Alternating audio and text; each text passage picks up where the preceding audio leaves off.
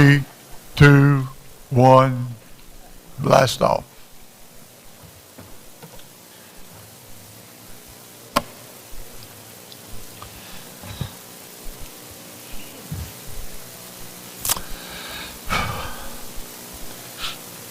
I told Jane I feel the least prepared for this class of all of them. It's just so much stuff. And I would encourage you to read the book, The Campbell-Owen Debate, if you'd like to get it. I will warn you that if you're like me, you have to read it with a dictionary in one hand and the debate book in another. Because there are words I never heard of that are all through it. And they both seem so familiar with them. But it is a difficult book. It'll make you think, but it is good. But all of Campbell's stuff is that way. Okay. Grover had his attempted colonoscopy today, and everything looked fine, except they weren't able to do the procedure quite like they wanted to. They were afraid they were going to puncture it. So they're going to do an MRI, a CAT scan next week. And let's see, Beverly Strange is going to have surgery on her vocal cords to help try to improve her voice on Monday. Terry's surgery, I think we announced last week, went well. He's at home. And Jenny Slaughter's mom is now at home. And Al Gardner's back at home. And who am I overlooking?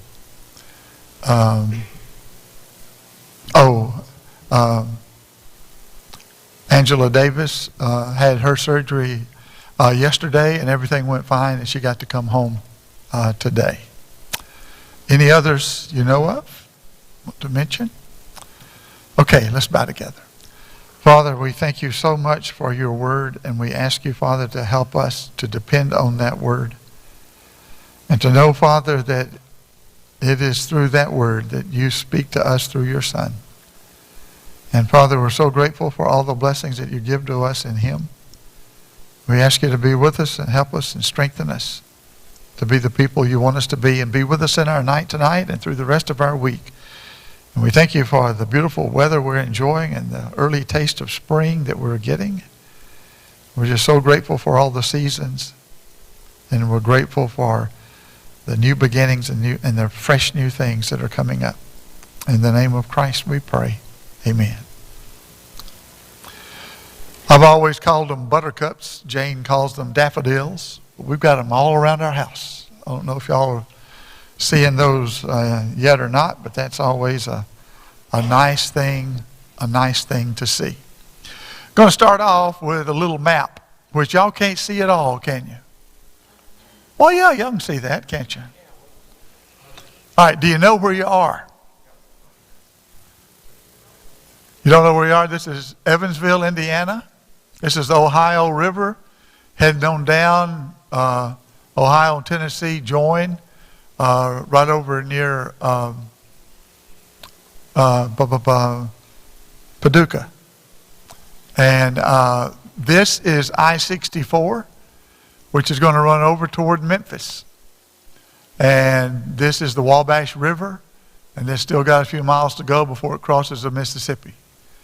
But this is New Harmony, and that's the place that we're going to start off talking about today.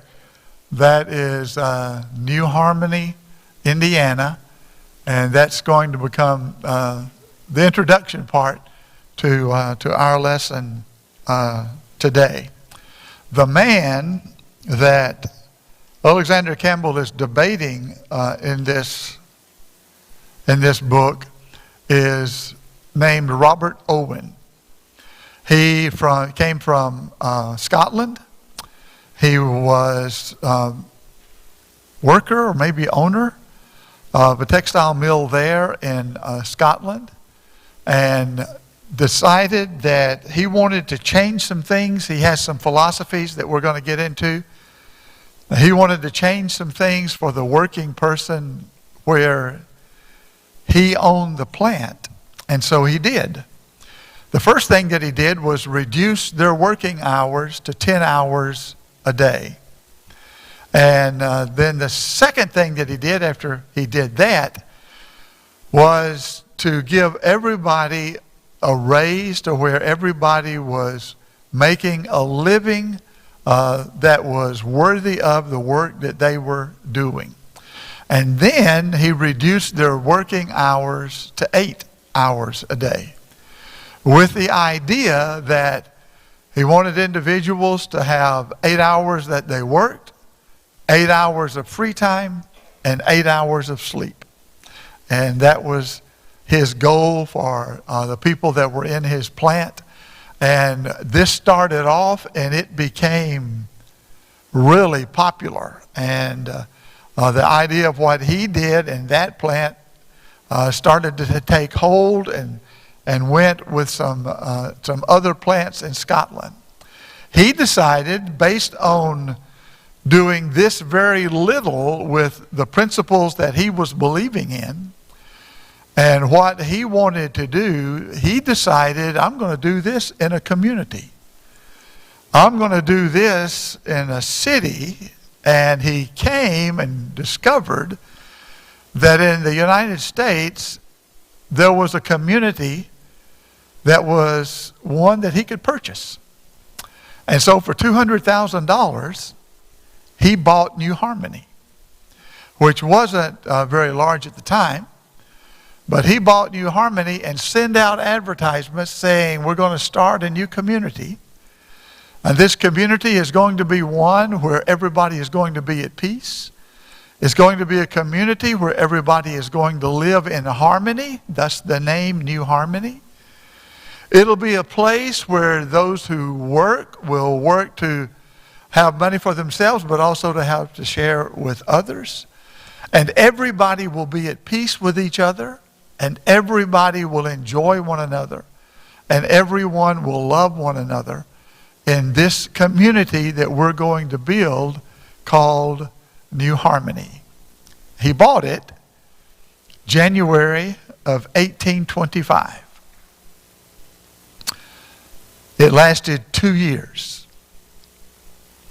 There's some reasons for its failure, and we're going to just go over some that were written about it in an article about New Harmony, and then we're going to get into more detail about what it was that he believed and what it was that he was trying to accomplish.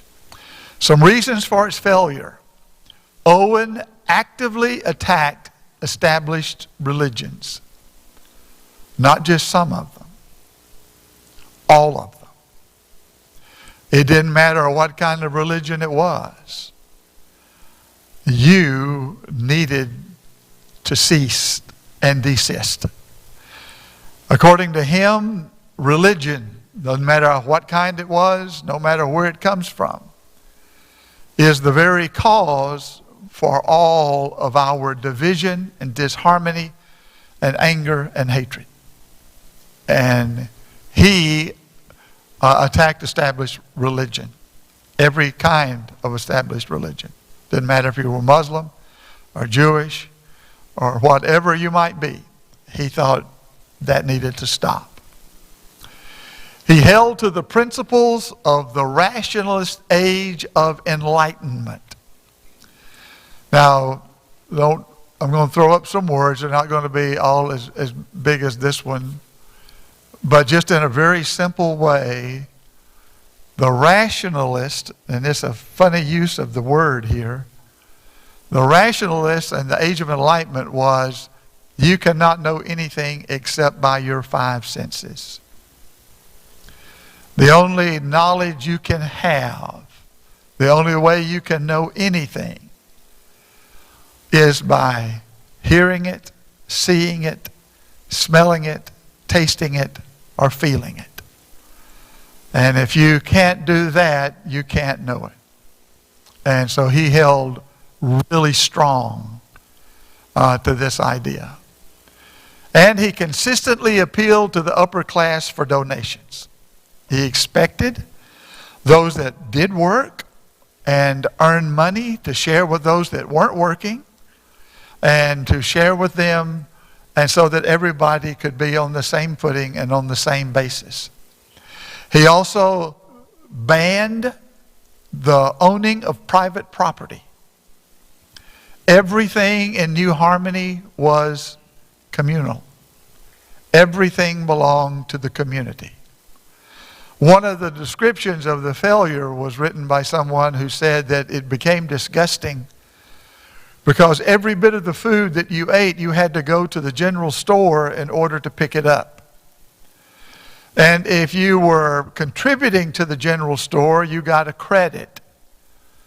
Otherwise, you paid a stipulated amount if you weren't working in order to get your food, but everybody got their food at the general store. And one of the individuals involved in the city talked about it became disgusting because all of the salads for everybody in the community were at the store, and they were all in just a mess. Lettuce wilted and everything else, and they were just in the store for you to come by and pick up. And you had to do all the walking to get there when you may have had a garden in your backyard and you could have made your own. But this was community. I'm not sure how far community went. I read some things, not in the debate, because Mr. Campbell didn't go there. I didn't completely finish the book, but he didn't go there with any of this. But there's some things that I read that just makes me wonder, in what areas was the community to be a community other than just the land and just the food and just the finances part? But those are three of the reasons that are given for the city to fail. His utopian community lasted 2 years, 1825 to 1827. Now, I want to highlight those dates for you. The debate between Campbell and Owen is April of 1829. So it's 2 years after the failure of New Harmony. And after the failure of New Harmony, Owen decides to go back to Scotland. He leaves a son and evidently a daughter and another individual there. And New Harmony, once it leaves the community aspect of the things, becomes a fairly successful town and does a lot of things toward different science projects, different science things, and becomes a place that becomes pretty well known. But that wasn't the case in these 2 years. Can you think of another time in history when a similar thing happened?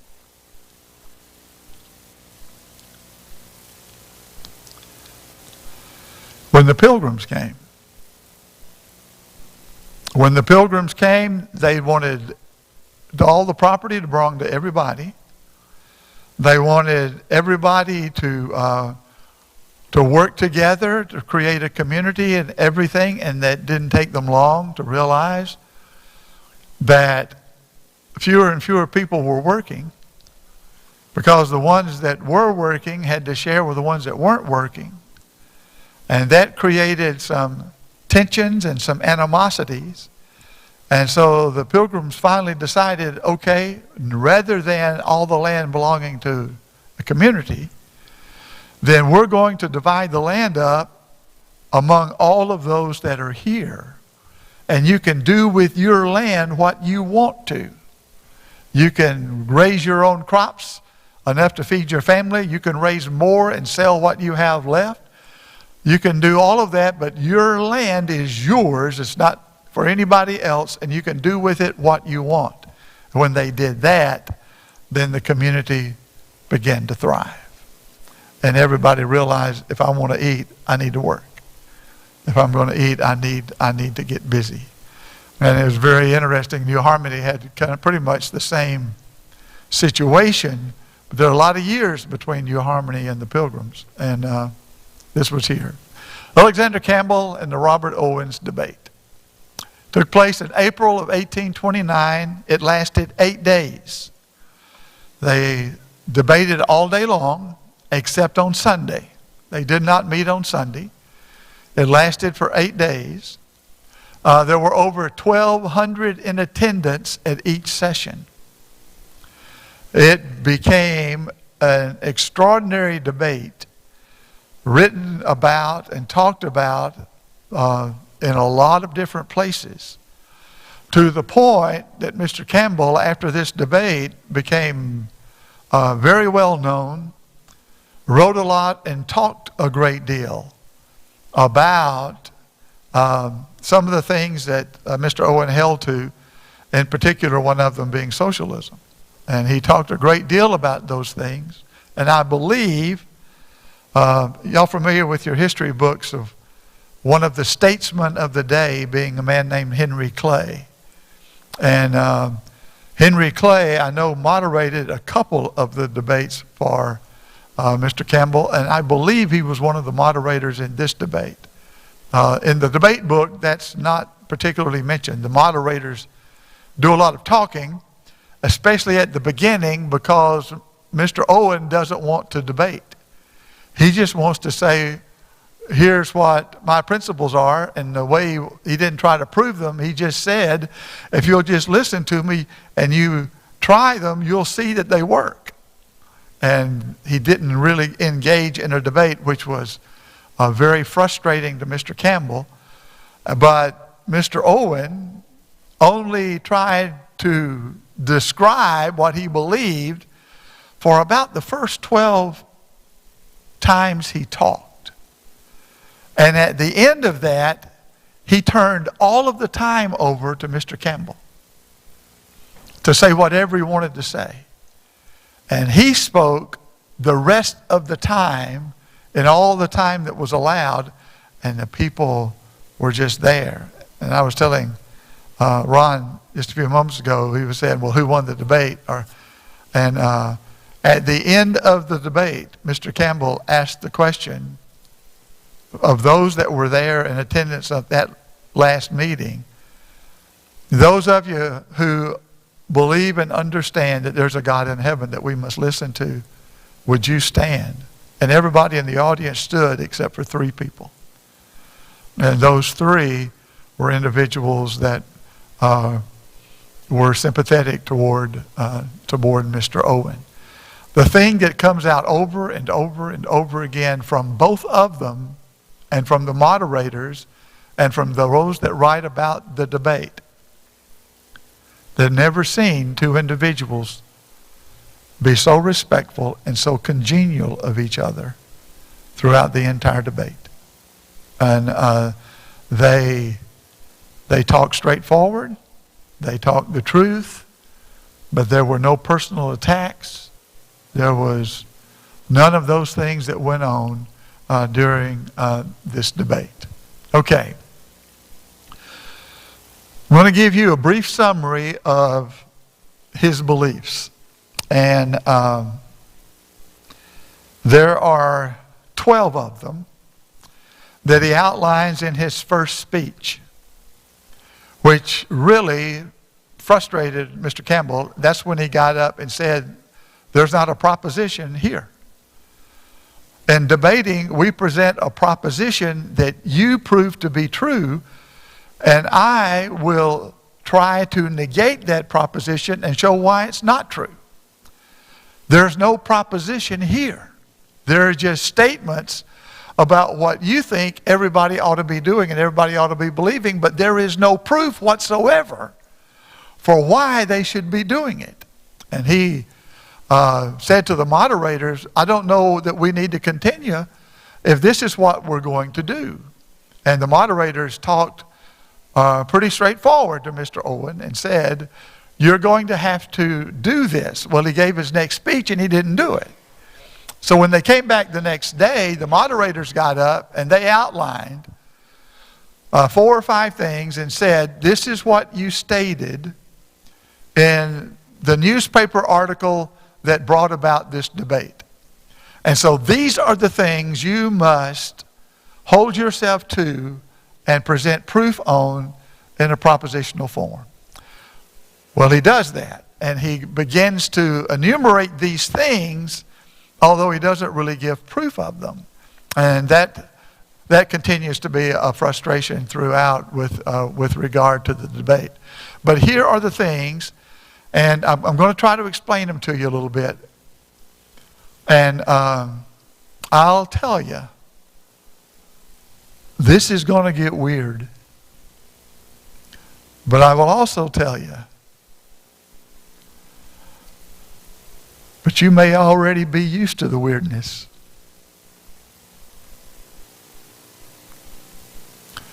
All religions of the world have been founded on human ignorance. I don't want to jump ahead, and I think I'm going to. We'll come back to that in a minute as to why he would say that. But I want you to notice something as we begin to go through. This man quotes Scripture. This man uses religious terms. This man will talk about being created by the deity, being created by the supreme deity. And he talks about the Creator. But what you have to understand is that when he says deity, he means nature. When he says the Creator, he means nature.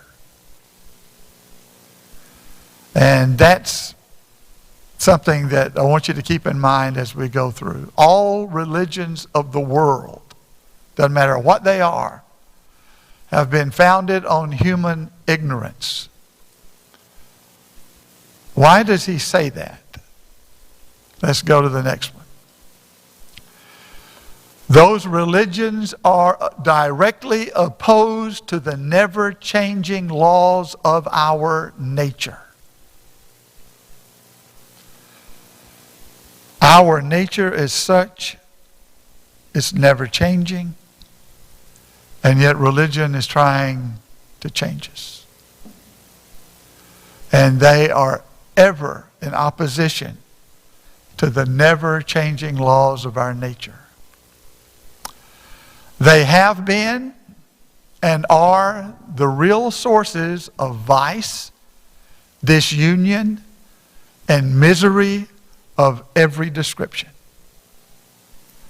This is his proof and evidence that all religions must go, and that all religions must be done away with. They are now the only real bar to the formation of a society of virtue, intelligence, sincerity, and benevolence. The real bar means they're the only thing standing between us and a successful society that shows nothing but virtue, intelligence, sincerity, and benevolence.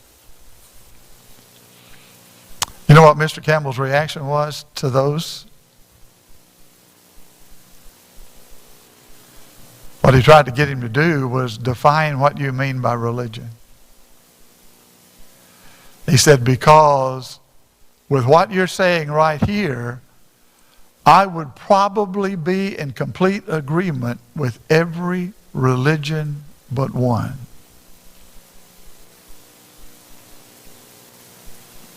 And what do you think the one religion would be? And don't say Church of Christ. The one revealed by God.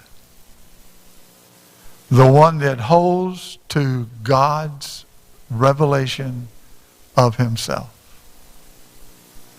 The one that listens to what God actually said. And And so he would say, I probably would be in agreement with you on all of these, so what are we talking about? Except one. So let's go a little further. That they can no longer be maintained except through the ignorance of the mass of people and the tyranny of the few over the mass. When Owen started this, Mr. Campbell writes an introduction to the debate, and he says that one of the problems with Owens is he's not familiar with individuals who want to return to what God's Word says. He's familiar with denominations that hold to creeds or to the Roman Catholic Church. That's what he's familiar with, and he's not familiar with those individuals who say, let's put aside all of man's creeds and let's just go to what the Bible says. And let's listen to what God actually says. And he kind of says something to that effect in the introduction. Okay, his divine laws, divine, that means the laws that come from nature. Now look at this and think about it. I want you to think and kind of work your way through. We'll go through them one at a time. I think I'm going to have 3 on this page, on this screen, and then 3 more on the next. He listed 12, but because of the moderator's insistence and his agreement to it, the debate hinged around the ones I'm about to put up, not all 12 of them. But these are kind of a summary of all the 12. Man at birth is ignorant of everything relative to his own organization. That he has not been permitted to create any part of his faculties, qualities, or powers, physical or mental. This, he says, is divine law number 1. The law of nature number 1 is that when you are born, you are totally ignorant about who you are and what you're about. You have not been permitted to have any say-so whatsoever in any part of your faculties, qualities, or powers. You don't even get a say-so in if you're right-handed or left-handed. I'd debate that. I may take that one back. Because I have a son who's totally confused. And the reason he's totally confused is when he was born, we typically sat on his left side to feed him. And so when he started feeding, he fed from his left side and he picked up the spoon with his left hand. As he grew older, we noticed he couldn't decide which hand he wanted to use. If he was writing or coloring, he used his left hand. If he was throwing a ball, he would use his right hand. All of his power skills were right-handed. All of his motion skills were left-handed.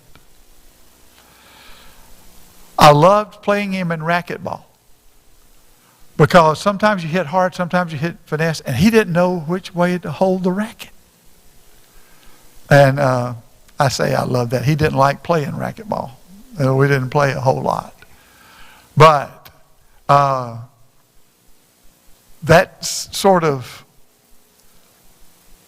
going to be kind of illustrious a little bit of what he's trying to say. But isn't that true? Did you decide who you wanted to be, what color hair you wanted to have? How you wanted to be when you were born? That's typical of all humanity. Okay? Let's see where we're going with this. Since we have no control over the formation of ourselves, we are not responsible. That's his second law. It is obvious to everybody who thinks and just looks, that when you're born, you have absolutely no control over what you're going to be, what you're going to look like, what color your hair is going to be. You have no control over anything whatsoever. And this doesn't change, is what he will say. And he says that because we have no control over who we are and what's put inside of us from the very beginning, then we are not responsible. We are not responsible for what we do. And we'll get to his conclusions about this in just a minute. But let's go a little further with these divine laws. If you need me to back up, I will.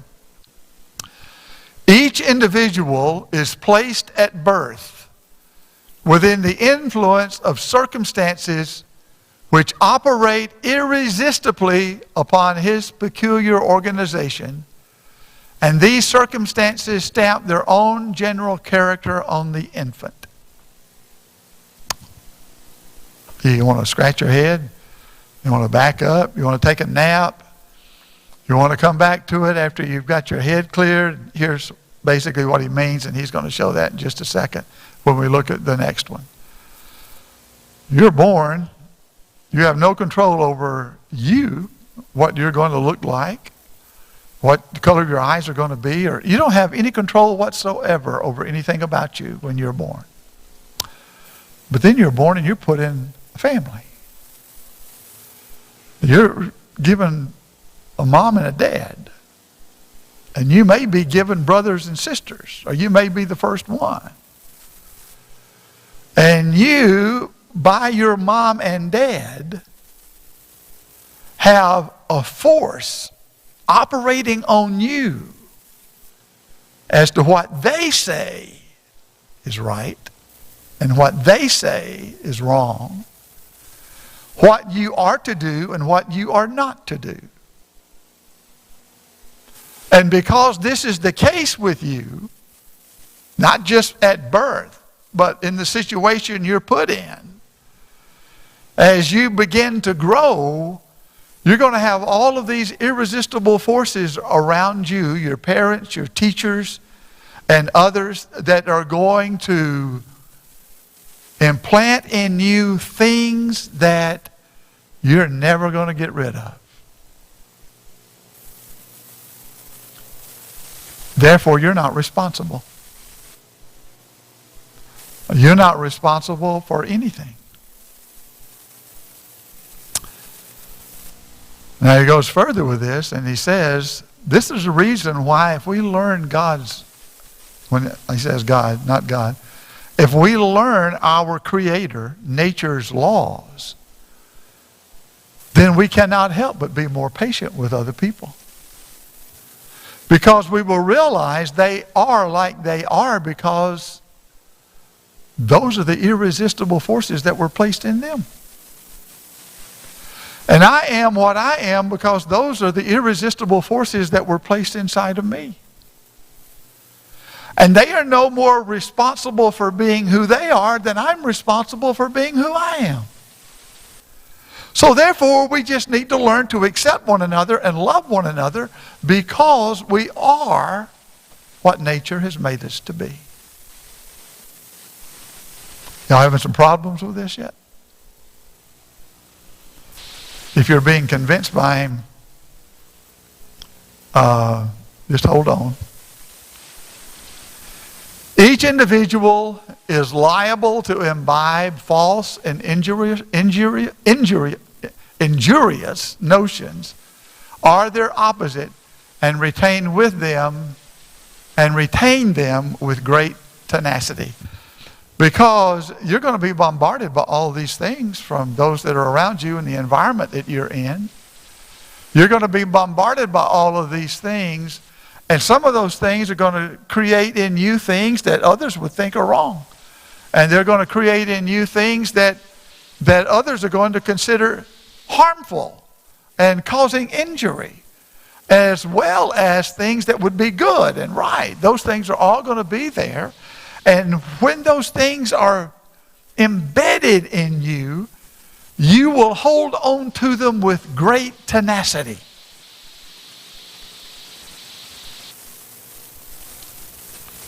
Y'all still have problems with things that you had problems with when you were a kid? For a long time, I had a problem with a word. My mom and my dad, if there was something on the stove in a pot, they would say, go steer the pot. Because all their life they had heard the word steer. And it was in college before I finally got that I was saying steer and people were snickering, and I wasn't saying stir. I had a very close friend of mine, many of you know him, Ralph Gilmore. He teaches philosophy, taught philosophy before he retired at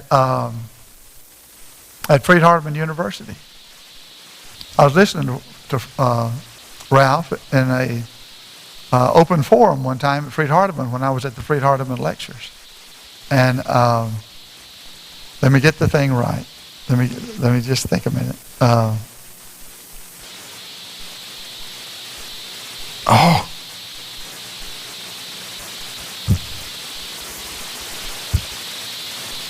You've got a dresser and it's got drawers. What do you call it?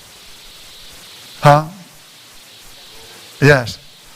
He said, he got up in the open forum and he says, I have learned this week that it's a chest of drawers, not Chester drawers. And when he said that, I said, well, Ralph, I've learned it just this moment. Because all of my life I've been told, that's the Chester, go to the Chester drawers.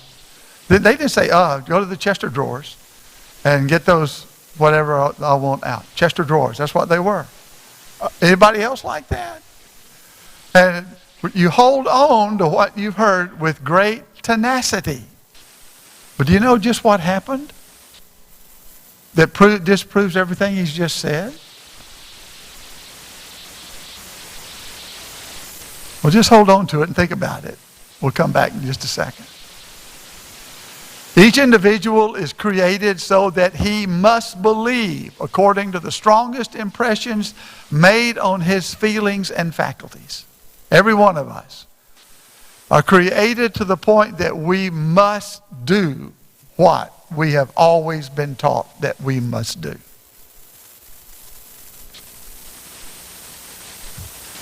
And if you catch where he's wrong in the one before that one, it's easy for you to catch where he's wrong in this one.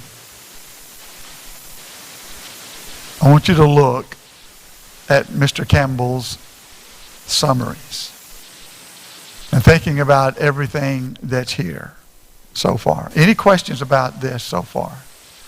I don't want to throw stuff at you and any questions yet?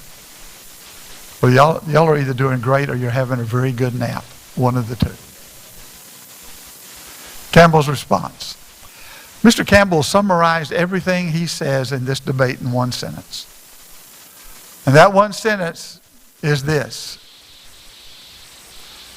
Man did not make himself, and consequently is irresponsible.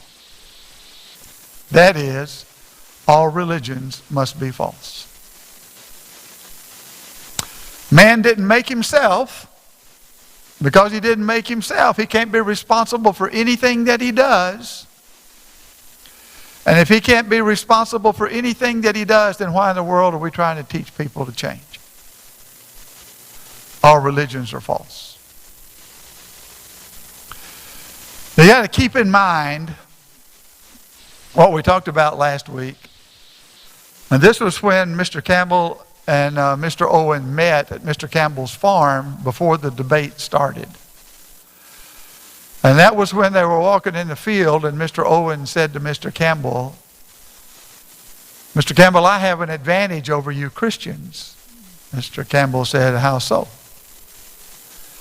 And Mr. Owen said, because I have no fear in death. And Mr. Campbell said, you have no fear in death. No, I have none. Well, Mr. Owen, do you have any hope in death? And Mr. Owen said, well, no, I suppose, no, I don't have any hope in death. What does he think is going to happen when he dies? That's it. It's the end of it. You won't ever know anything else. There will not be anything else. When you die, that's it. It's over. Period. Nothing. And no, I don't have any fear in death, but I don't have any hope either. And then Mr. Campbell said, then you're like my cow here. My cow has no fear in death, and my cow has no hope in death. You're just like my cow. And he's about to make an even stronger suggestion and impression. But he adds this to it in the book, to this. If you have no responsibility, then there's nothing about you worthy of praise. Because if you have no control and you don't cause anything to happen, and therefore you are not responsible for it happening, then there is no reason to say thank you. There is no reason to praise. And what Mr. Campbell points out is, you, by your laws of nature, are destroying the very foundation of society.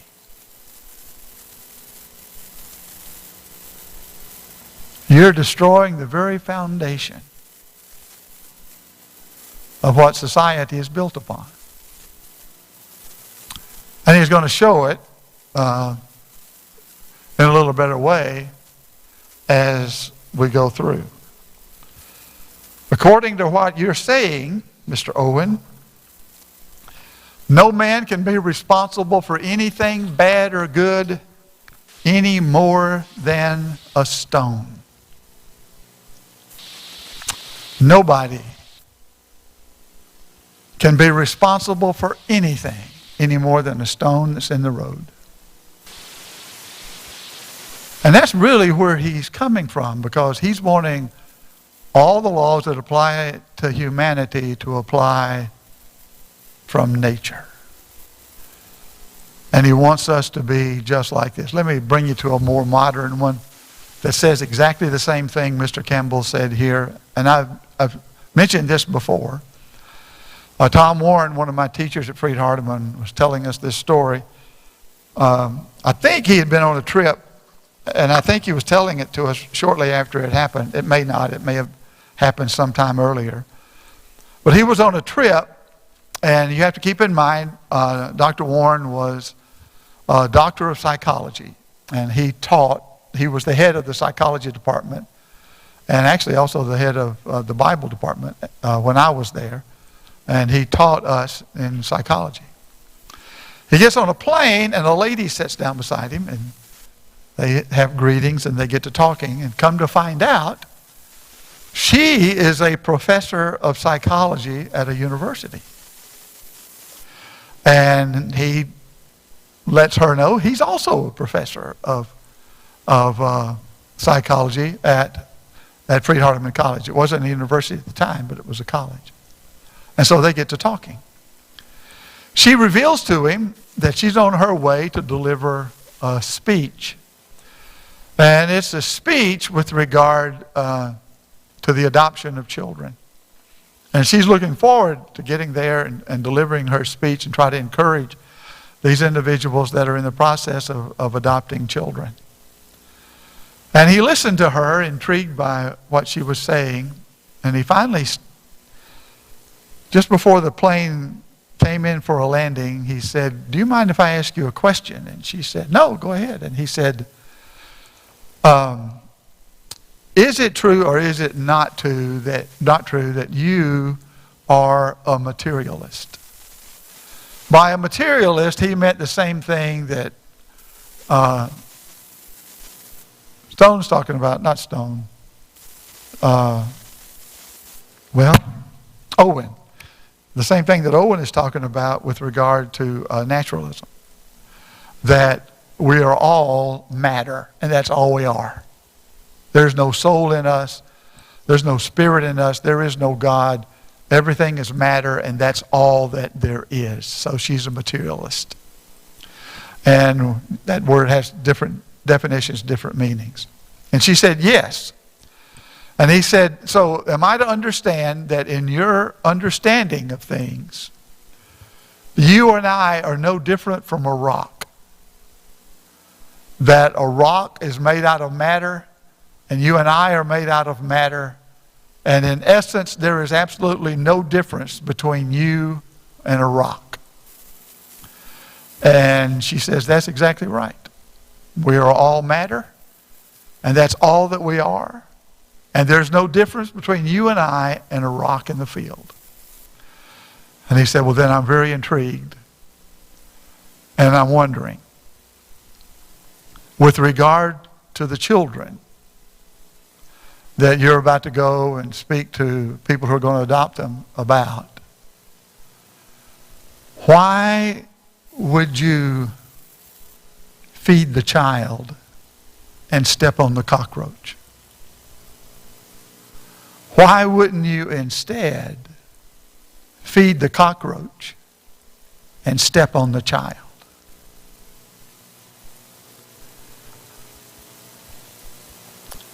There was this period of silence. And she finally looked at him, and the credit to her was she was honest and would evaluate things. And she finally looked at him and said, I can't answer your question. But one thing I will tell you, you have ruined my speech.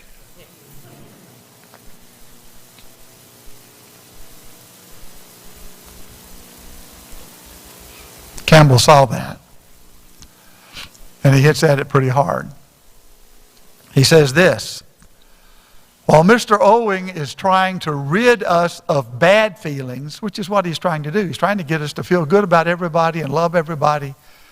And while he's trying to rid us of bad feelings, he's destroying the foundations of society. There's nothing good or bad about anybody. Nobody's responsible for anything. The adult is constantly changing his circumstances. There is not a more common incident in human life, nor a more common phrase in the human language than change one's circumstances. Do y'all get that? I don't have to go through my life saying steer. I can look it up in a dictionary and realize it's the wrong word. Steer refers to the cow. Stir refers to what you do to the pot. Or steer refers to what you do to the steering wheel on a car. And I can go to a dictionary and find out what words mean. And I can change my circumstance as to how I use words. You can change your circumstance regardless of what that circumstance might be. You change your circumstance, you change your feelings. Well, actually, that's not the first thing. Change your circumstance, you begin to change your mind. You change your mind, you change the way you look at things. Change the way you look at things, you change the way you feel about things. You change your circumstance. And all of us have the ability to do that. I was brought up, put right in the middle of a family. On one side, I just take mom and dad, her family. My granddad was a sharecropper. They lived in a house that when it snowed, the snow came through the roof, came into the blankets.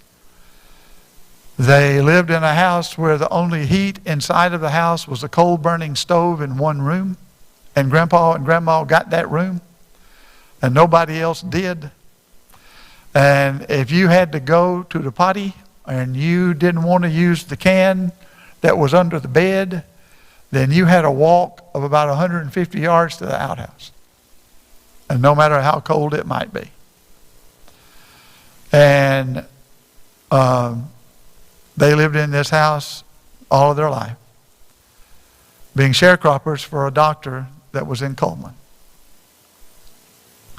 Some of my best times were at that house. Some of my most enjoyable times were at that house.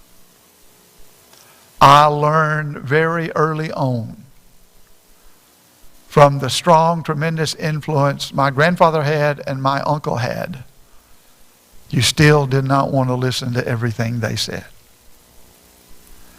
And you still did not want to do everything they did. Because I can change my circumstance.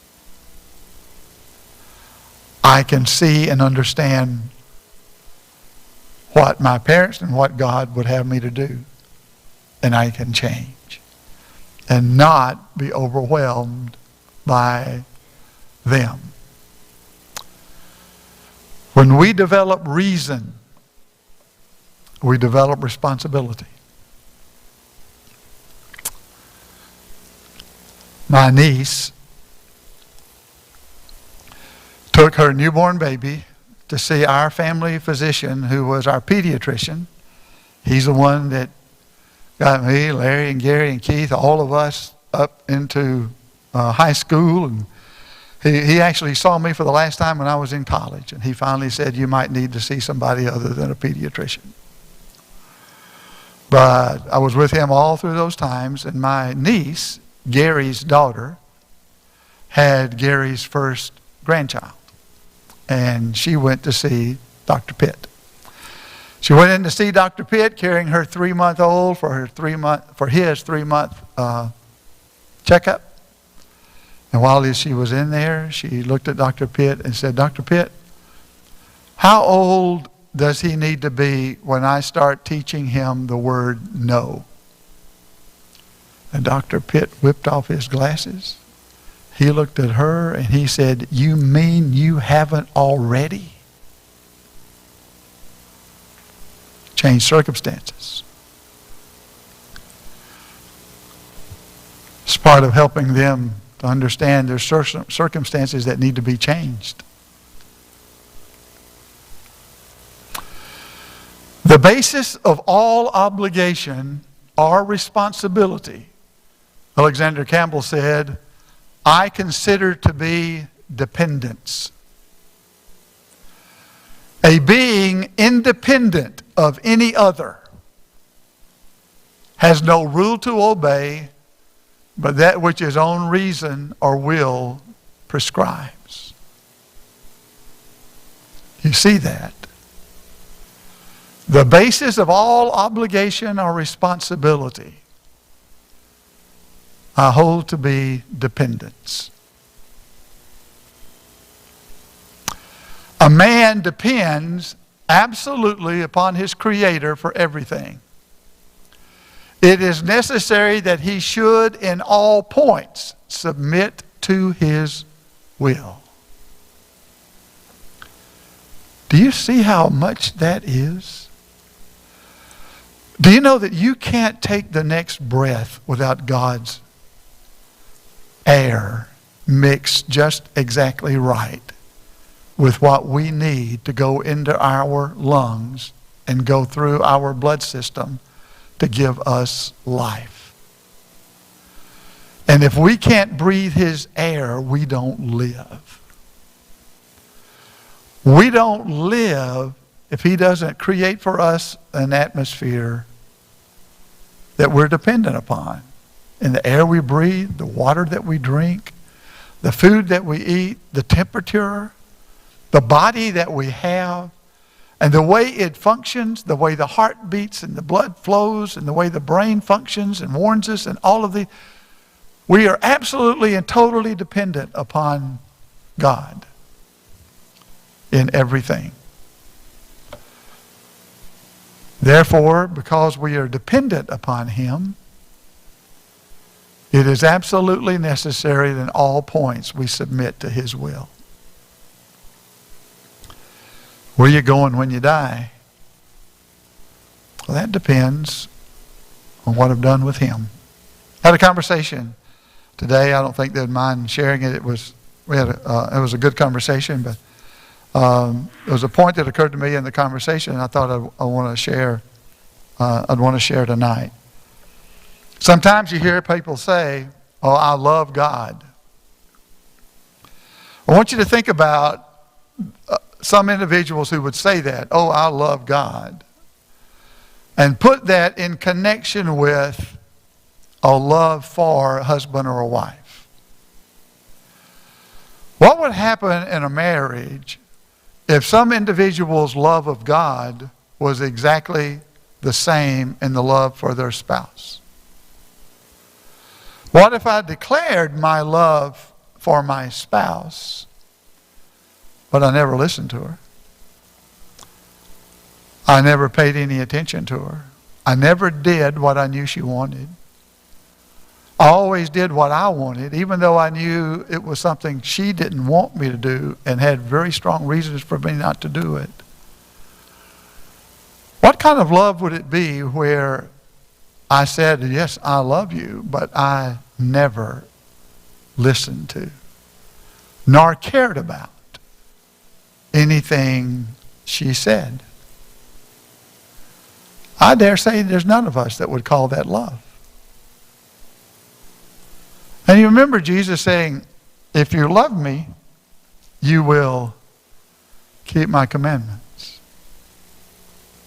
We're dependent on him. Without him, we don't have forgiveness. Without him, we don't have hope. Without him, we don't have promise. We are dependent upon him. And therefore, if you love me, what I say will be important to you. If you love me, what I want will be what you're striving to want. If you love me, what I say is something you will listen to. And so what Mr. Campbell comes down to is the one religion that goes contrary to all of this and brings us to where we need to be is the religion that knows that God has spoken and listens to what he says. Every other religion is a farce. Every other religion will destroy humanity. The only one that will save, the only one in which there is hope, is the one that listens to what God says, thus showing love and trust in him. Thank y'all. Enjoyed the quarter.